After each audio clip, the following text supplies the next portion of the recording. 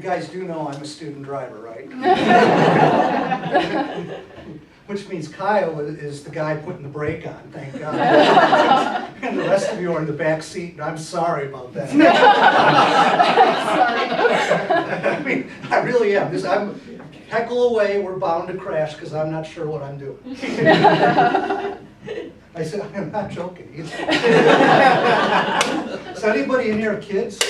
All right, yeah. Okay, let's give it up for the people with kids. They're not sleeping tonight. Yeah, I got kids in 1996, if you can imagine it. It hasn't gone away, they don't. But it's 4 beautiful daughters. And I love them. And, you know, this isn't really comedy, but it's something that I just all kind of feel like sharing. And, you know, when my first child was born, you know, well, this is, you know, you're kind of like the Lion King, and one, you know, it's my first daughter, like Cowabunga. But they're sort of floppy.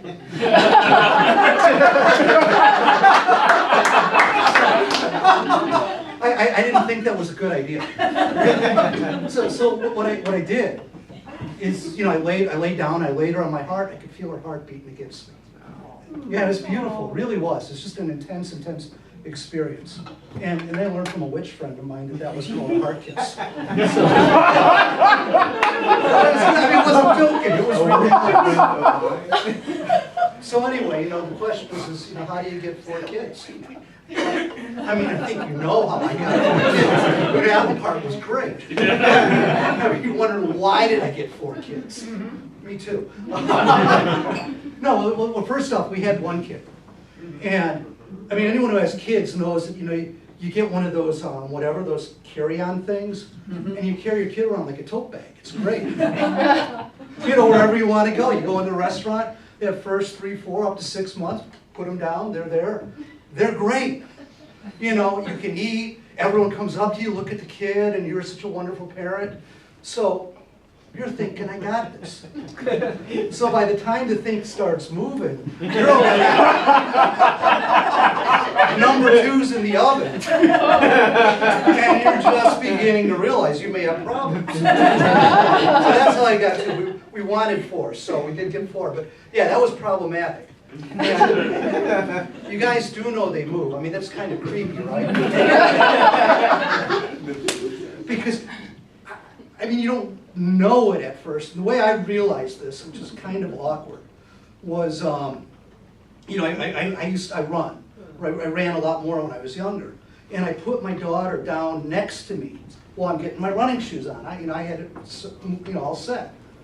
I didn't know she could move. The little sucker rolls off the couch. But that's cool. I saw it happen.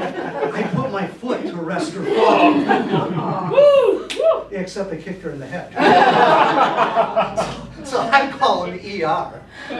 Going, oh my God, I'm a child abuser. In the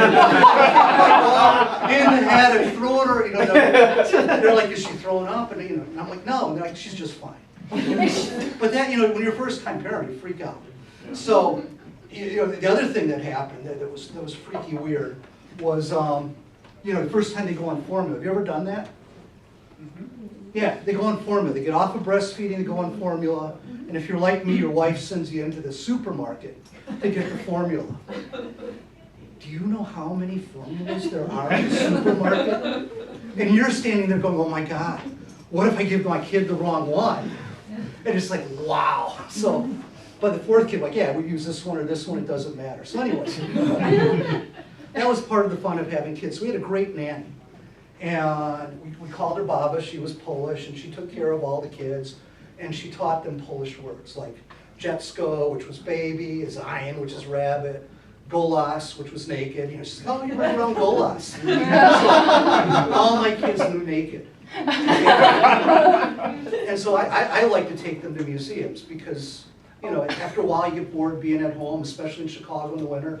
You got to get out.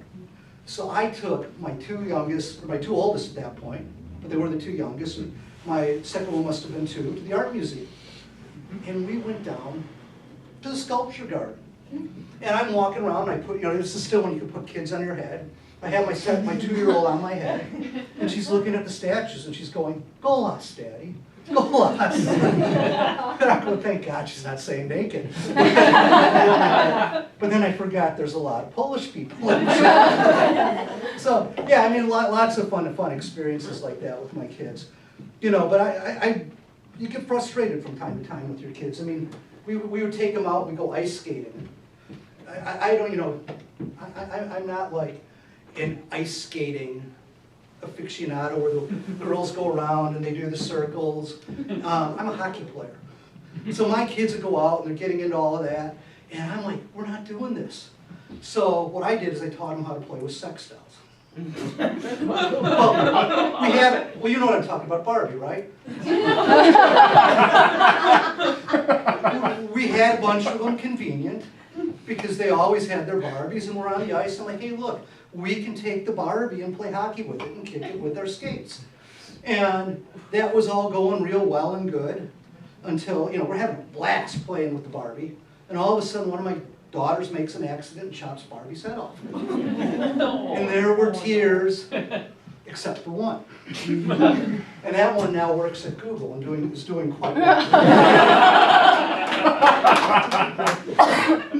No, but, you know, and that's one of the things I learned as a parent. And this, you know, a friend of the military helped me out. When you're talking with your kids, they're all great except for one. And you never tell them which one. So they always have to keep performing.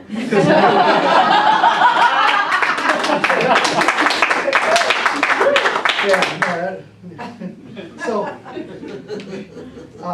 you know, have you ever, the other things in Dad, you know, I'm competitive, I race, and, you know, I used to compete with my kids.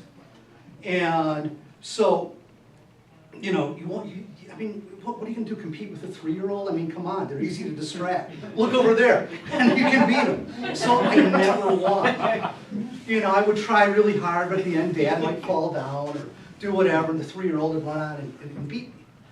And so it'd come around to Father's Day, and I'm like, hey, kids, it's Father's Day. I can win all the races. They're like, no, Daddy, you can't. That would be cheating.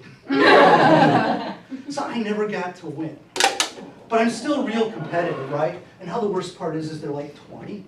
And they actually can beat me. And they do beat me all the time. But, you know, it's close enough that I keep thinking if I have a really good day, I might win. So I'm out skiing with them.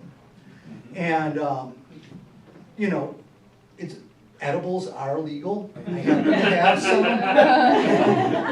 And, you know, honestly, they help. So, you know, 2 days, I'm getting smoked.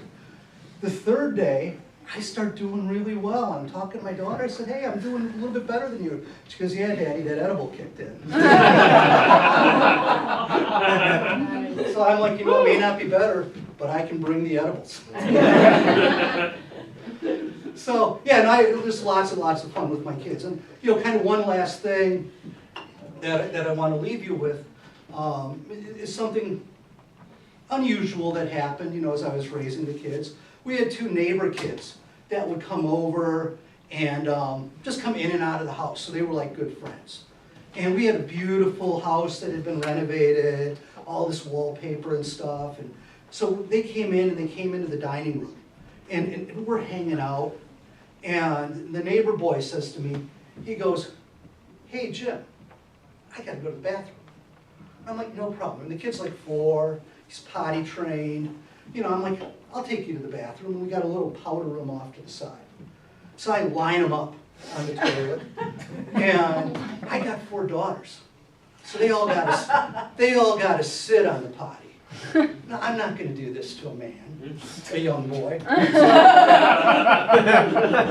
drop his trowel, point him at the toilet, and I'm like, there you go. So I figure it's all cool, and I walk out to the other room. We're doing science, and we're talking about not marmots, can't even remember, marmots, for goodness sake. And, you know, I'm trying to tell people how many marmots they could eat, because I'm trying to make it sort of real for them. Like, you could eat 1 marmot and that would fit inside of you, and my other 2-year-old daughter, you could eat half a marmot, that would fit inside of you. And then I look at my older daughter and I'm like, and you could eat 2 marmots. And she goes to me, oh my God, Daddy, you said I'm fat. I'm like, no, I didn't, no, listen, you're bigger. So I'm trying to get out of that one. And all of a sudden I hear from the bathroom, Jim, what do I do now? I'm like, what do you mean, what do you do now? But as a parent, I had a sixth sense that something had gone wrong. So I go rushing into the bathroom, and the kid is looking like right at me with his equipment pointed at the wallpaper, and I'm like, holy smokes. So I didn't grab him like this, which would have been cool, because that's not going to work. I mean, when you maneuver kids, you've got to be direct. Reach down, grabbed him right on the ass, and pointed that equipment right where it needed to be. Now, mind you, I'm in the powder room, and my leg's hanging out the door. I'm just like, God, I hope no one sees this. Nobody did. But in order to clean this up and get ready, I told the parents, and you know what I said to them? I said, you're welcome. I taught your son to pee like a man.